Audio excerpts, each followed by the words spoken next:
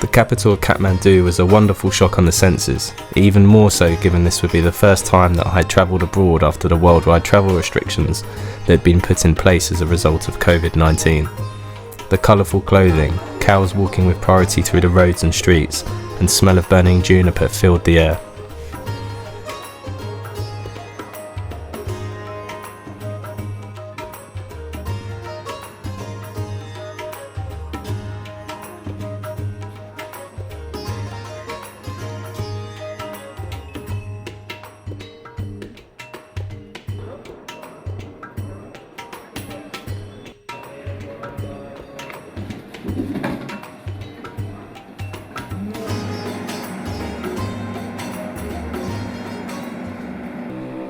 The flight to Lukla is infamous for being one of the world's scariest. However, we were gifted with great views of the Himalaya, filled with excitement knowing that we would soon be making our way up their slopes. As soon as we landed at Lukla, our trek to base camp began. Even to me, a first timer in Nepal, the trails felt quiet. Tim, Rich and Steve, all experienced mountaineers who have climbed in Nepal for years, all agreed.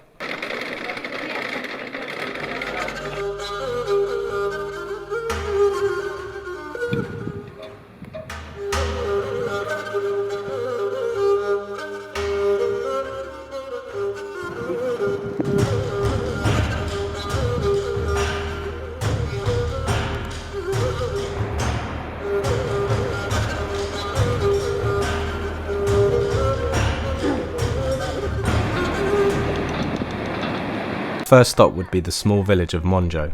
At just under 3,000 metres, this was slightly further along the trail than Pak Ding, where most trekkers stay.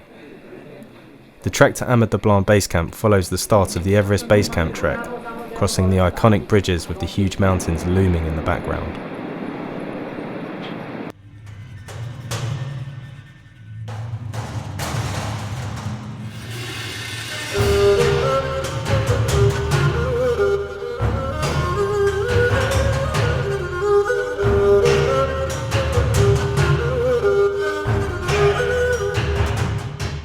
Tim in action, doing what he does best. At just under 3,500 metres, Namche Bazaar is often referred to as the unofficial capital of the Khumbu region. It is often used as a place to stop for a night to allow the body to acclimatise to the higher altitude.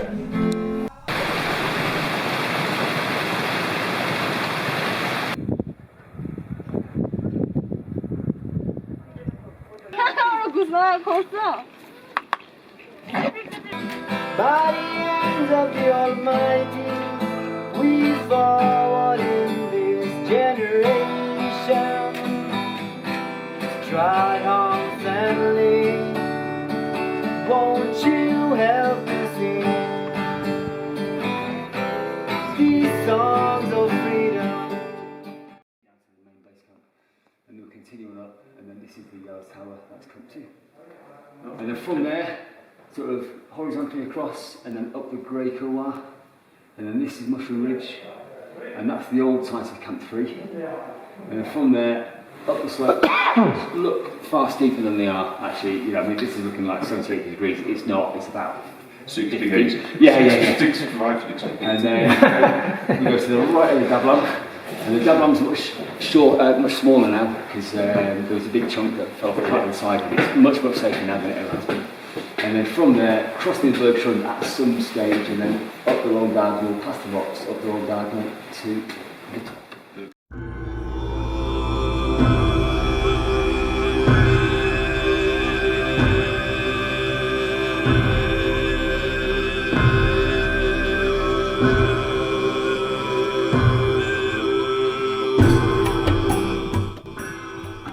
As the trek continued, Dablam seemed to get larger and more daunting.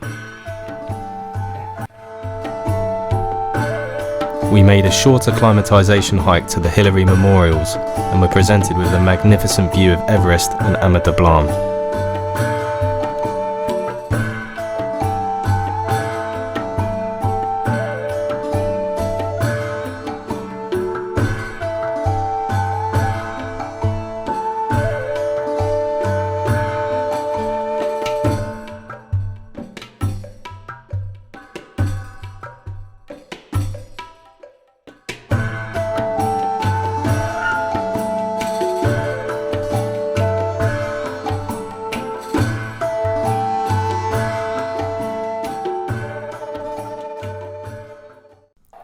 At just over 4,500 metres, our base camp was set on a large, grassy area below the mountain. Our base camp was separate from the main base camp which the other expeditions would be using, which meant that it was much quieter. Tim and Kame, our lead climbing Sherpa, had already arranged for the tents to be set up, along with all the home comforts.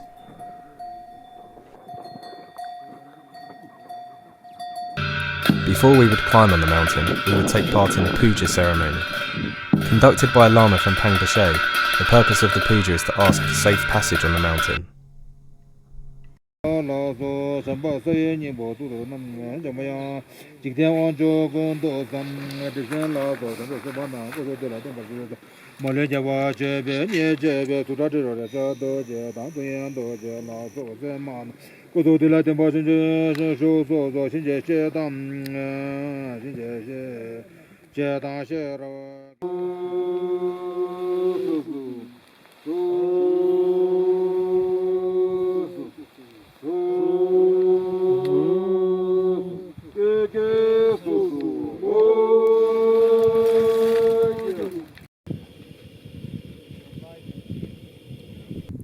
We would climb the mountain in stages, going up and down the camps during what's known as rotations to allow the body to acclimatise. Almost daily, helicopters would fly up to the higher slopes to rescue climbers, highlighting the dangers that lay ahead.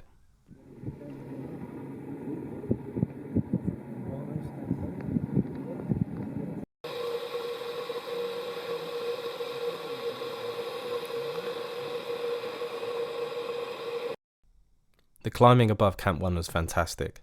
The solid granite was a joy to move on, and although we were using fixed ropes, there was no need to pull on them.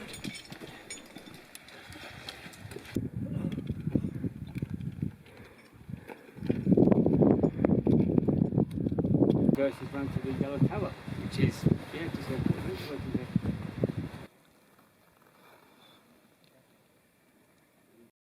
So here is the view outside of our tent in Camp 1.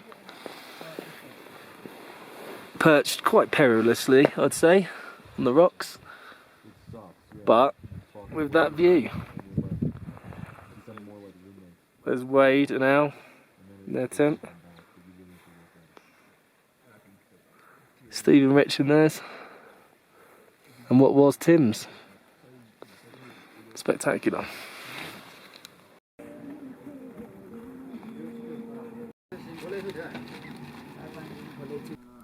After sleeping at Camp 1, we descended back down to base camp for some rest before we would start our summit push.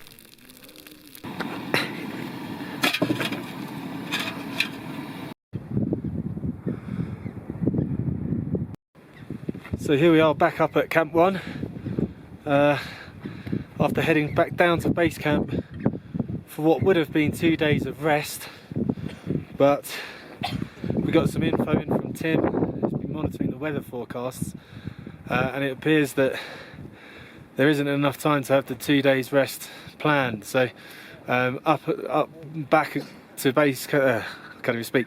Up back to Camp 1 we've come.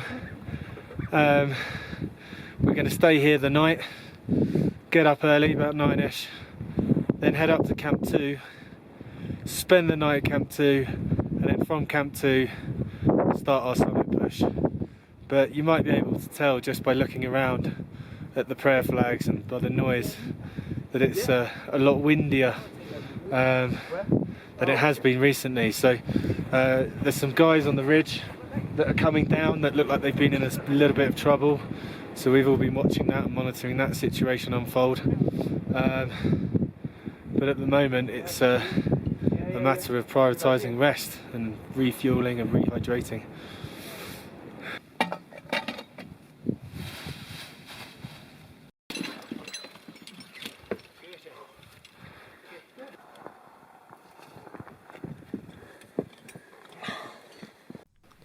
The Yellow Tower is considered to be the crux of the route.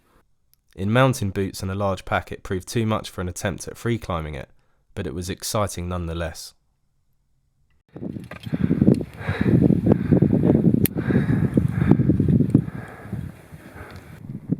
Camp 2, at just above the Yellow Tower, would be where we would launch our summit bid from.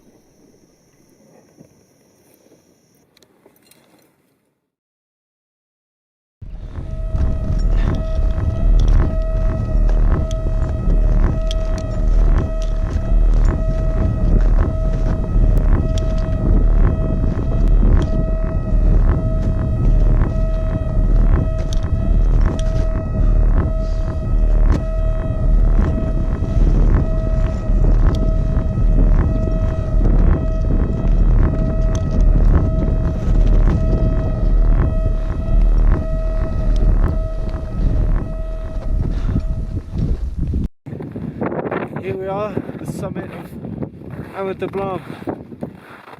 Everest in the background. Happily. Check out this for panoramic.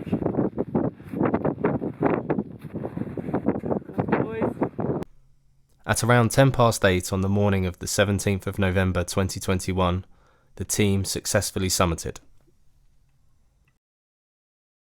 So here we are, the morning after the summit. I'm just at the bottom of the slabs which lead up to Camp 1, which you can see up there. It was a really long day yesterday. A couple of the guys were supposed to do from Camp 1 to the summit and then back to Camp 1 in a day, which is really impressive.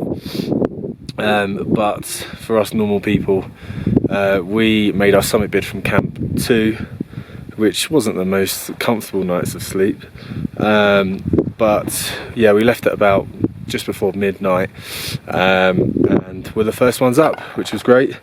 Didn't get stuck behind anyone, but yeah, it was very difficult. One of the most difficult things I've ever done, probably the most difficult thing I've ever done. It just kept going. Especially the upper summit slopes.